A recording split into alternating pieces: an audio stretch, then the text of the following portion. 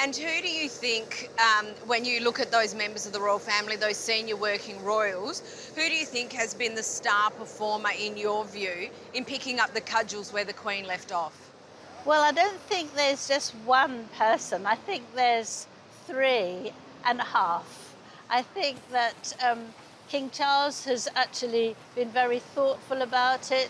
He hasn't sort of changed very much from what his mother did. He still talks about how much he admires her if he's in a venue or doing an engagement. I think that's very important.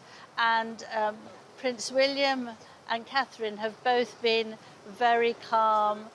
They haven't changed anything really important, and they behave just as the Queen would love them to do that. And the half, not a derogatory half, is Camilla, who is there always for King Charles and supports him totally. And he's very grateful for that because he's become a much more relaxed man.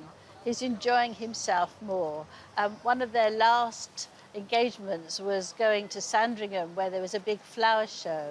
And Camilla was wandering around and she saw something which looked like, it was a pie, but it was done with ears and a crown. And she burst out laughing and she rushed over to take the king, said, "You must see this, come with me."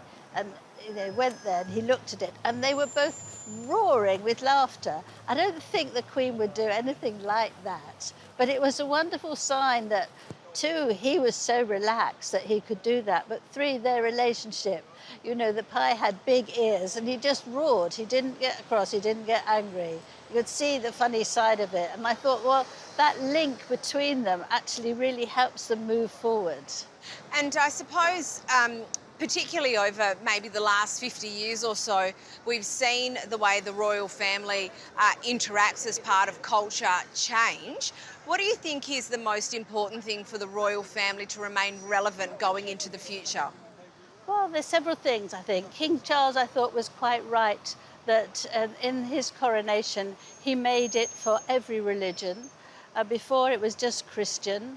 And I think that that's very important. And I think more working together, if you have a faith, you're not just left out. I think that's very good. I think that it's important that you can be more accessible. With social media, you want to know a lot about people.